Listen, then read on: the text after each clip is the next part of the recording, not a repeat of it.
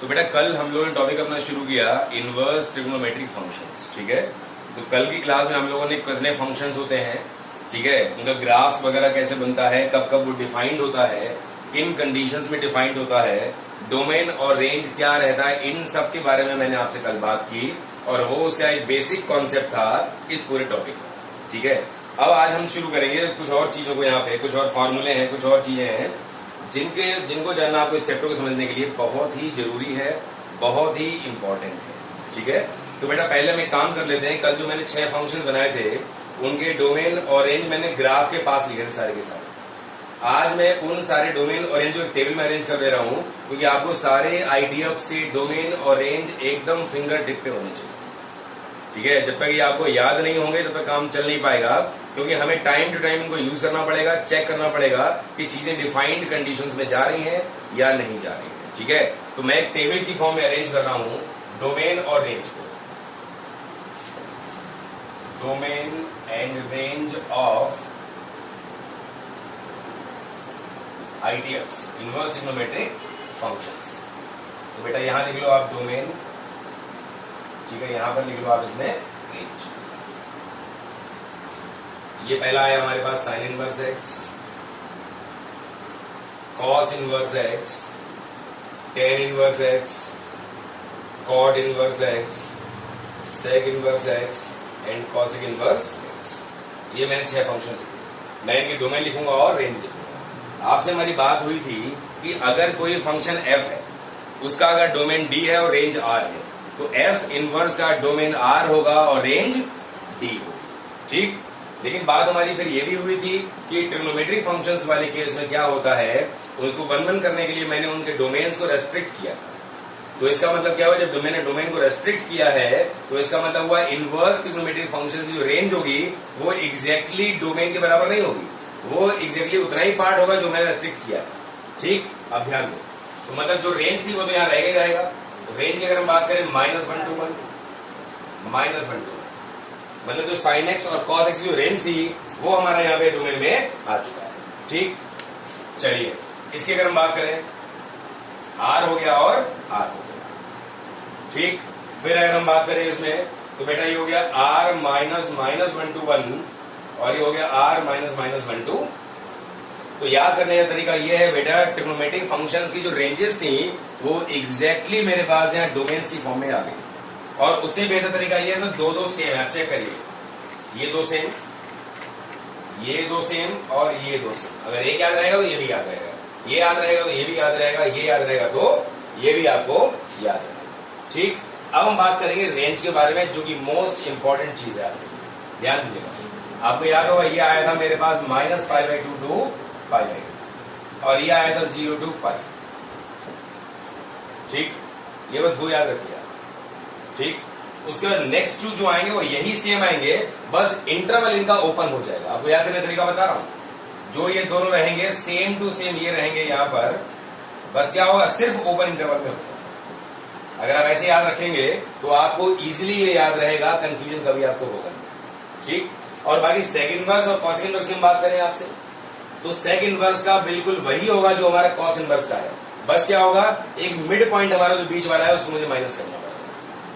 Cosec inverse x की range बिल्कुल वही होगी जो हमारे पास साइन इनवर्स एक्स की है, बस क्या होगा, मुझे मिड वाला पॉइंट वहां से माइनस करना पड़ेगा। मतलब क्या हुआ, जैसे ये आपने कहा 0 to π रहेगा एक्सेप्ट π/2, फिर आपने कहा ये -π/2 to π/2 रहेगा एक्सेप्ट बेटा कितना, 0। तो ये बेटा इसका लर्निंग मेथड है कि आप इसको याद रखो। फर्स्ट 2 याद कर लीजिएगा, सेकेंड 2 बिल्कुल सेम रहेंगी, इंटरवल ओपन हो जाएगा।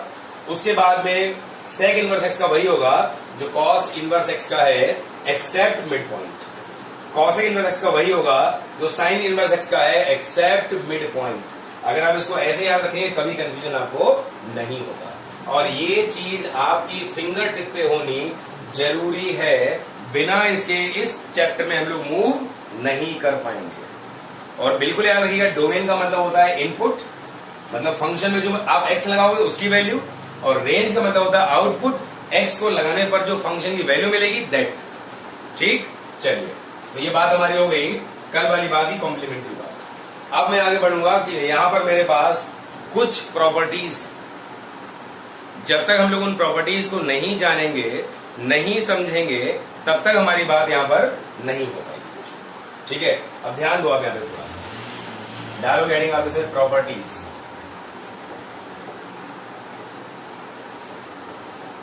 ऑफ आइडियाज, बहुत ही इंपॉर्टेंट प्रॉपर्टीज है। पहले बात करेंगे बेटा प्रॉपर्टी फर्स्ट, सबसे पहली प्रॉपर्टी की बात करूंगा मैं आपसे। तो बेटा पहली प्रॉपर्टी हमारे पास जो यहां पर आने वाली है वो आने वाली है, आप मान के चलिएगा sine of sine inverse x, cos of cos inverse x, tan of tan inverse x, cot of cot inverse x, sec of sec inverse x and cosec of cosec inverse x। ठीक, आपको बता दूं इन सब की value आपको x के बराबर मिलती है। याद रखना है बाहर ट्रिग्नोमेट्रिक है, अंदर अगर हमारे पास आईडीएफ है। Sine of sine inverse, cos of cos inverse, tan of tan inverse, cot of cot inverse, sec of sec inverse, cosec of cosec inverse, ये सब कुछ x के बराबर है। लेकिन हर केस में मुझे डोमेन क्लेरिफाई होना बहुत जरूरी है। अब ध्यान दो यहां पे थोड़ा सा, ये बेटा किसके लिए काम करेगा? For all x belongs to, for all x belongs to, for all x belongs to, for all x belongs to. अगर आप थोड़ा सा ध्यान दोगे तो आपको ऐसा लगेगा this is a composite function just like f और g of x, that means f of g x. मतलब क्या हुआ बेटा, एफ एक्स हमारे पास हो गया यहाँ पे साइन एक्स, और बेटा जी एक्स हमारे पास क्या हो गया, साइन इनवर्स एक्स। तो मैंने कहा था कंपोजिट फंक्शन का डोमेन वही होता है जो इनरमोस्ट फंक्शन पे लगा हुआ होता है। आप देखो एक्स हमारा सबसे पहले किस पे ऑपरेट हुआ है, जी पर ऑपरेट हुआ है। तो याद है कि जो डोमेन जी का होगा वही डोमेन इस पूरे फंक्शन का होगा। इनफैक्ट अगर मैं आपसे यहाँ पे ये भी कह दूं कि भाई h o f o g of x, जितने चैनल में फंक्शन ऊपर से कंपोज करते हैं, याद रखोगे आप डोमेन इसका वही होगा जो सबसे फर्स्ट फंक्शन पे ऑपरेटेड होगा। तो याद रखने वाली बात बस यही है कि इनरमोस्ट फंक्शन पे जो फंक्शन ऑपरेट हो रहा है एक्स पर सबसे पहली बार, उसका जो डोमेन होगा वही डोमेन पूरे फंक्शन का होगा। ठीक है, तो यहां पे समझने वाली बात सिर्फ यही है, इसका डोमेन वही होगा जो यहां है। कितना है बेटा, ये होता है -1 से 1, ये भी होता है -1 से 1, ये होता है r, ये होता है बेटा r -1 to 1, r -1 to। याद रखोगे आईटीएफ में कोई भी प्रॉपर्टी में जो यूज करूंगा तो बिना डोमेन को कंसीडर किए यूज नहीं करूंगा। याद रखिएगा, मुझे हर सवाल में चेक करना पड़ेगा कि मेरे पास जो वेरिएबल आ रहा है क्या वो अपने इंटरवल को फॉलो कर रहा है कि नहीं कर रहा है। अगर नहीं कर रहा होगा तो हमें कुछ और सोचना पड़ेगा, और कर रहा होगा तो प्रॉपर्टी हमारी काम करेगी। ठीक, अभी यहीं पे आपको ध्यान देना, अभी आप बिल्कुल नोट नहीं करोगे, मेरी बात बहुत ध्यान से आप सुनो। अब आइए प्रॉपर्टी 2 पे।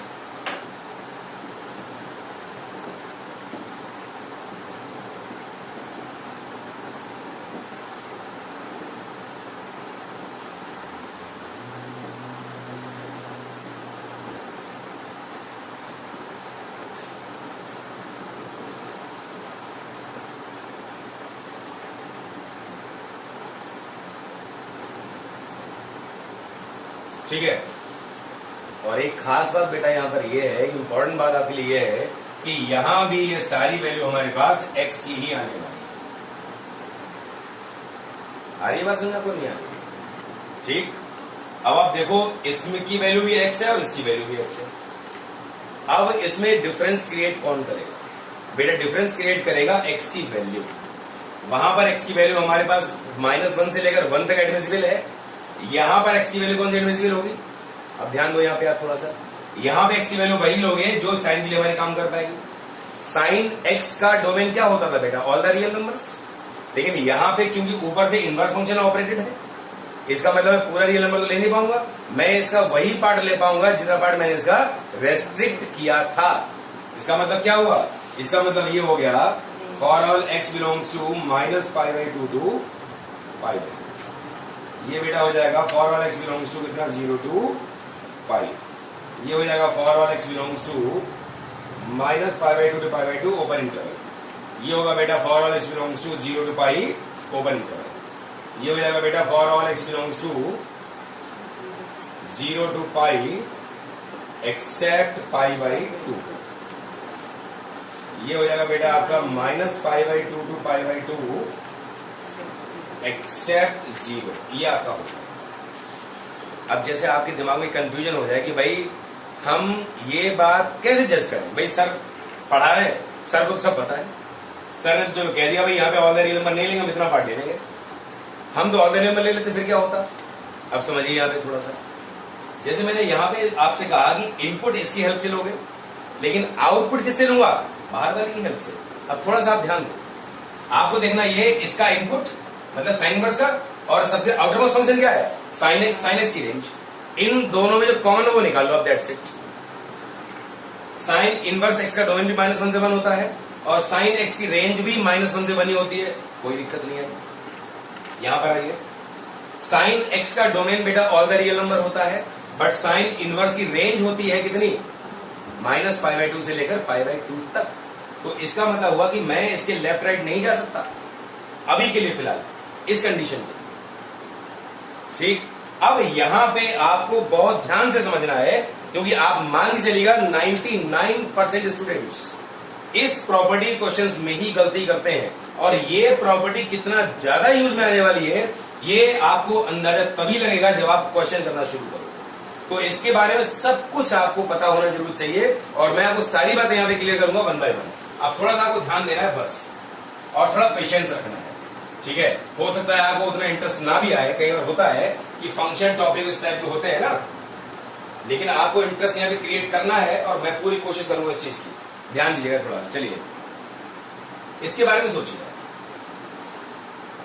क्या साइन एक्स की वैल्यू -1 से लेफ्ट में और 1 से राइट में कभी जा सकती है? अगर हम बात करें साइन एक्स की वैल्यू कभी -1 से कम या 1 से ज्यादा कभी हो सकती है, तो आपका आंसर होगा नो। साइन एक्स की वैल्यू मिनिमम -1 होती है और मैक्सिमम +1 होती है। इसका मतलब ये हुआ कि इस कंडीशन के लिए एक्स का इंटरवल सिर्फ और सिर्फ यही पॉसिबल है, इसके अलावा और कोई इंटरवल पॉसिबल नहीं है। ठीक, अच्छा यहां पर आइए, क्या साइन इनवर्स एक्स की वैल्यू -π/2 से कम और π/2 से बड़ी हो सकती है?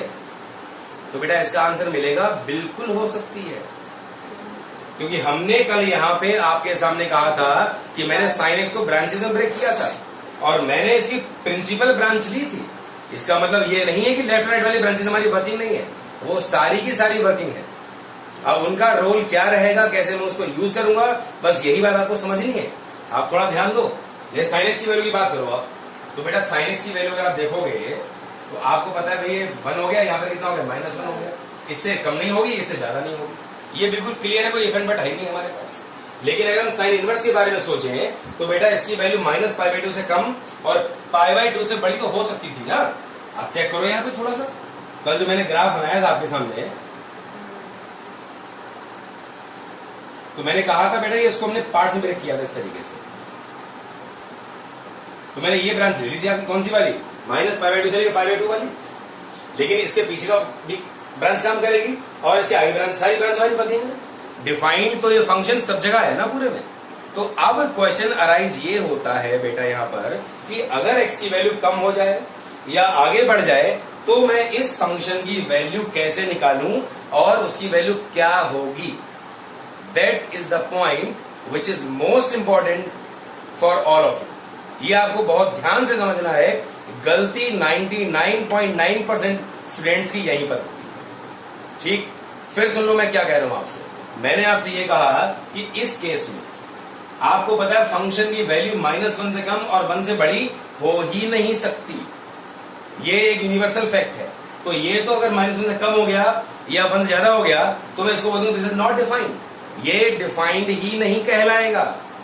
लेकिन बेटा जब इसकी बात आप करोगे तो ये -π/2 से कम और π/2 से आगे हर जगह डिफाइंड है।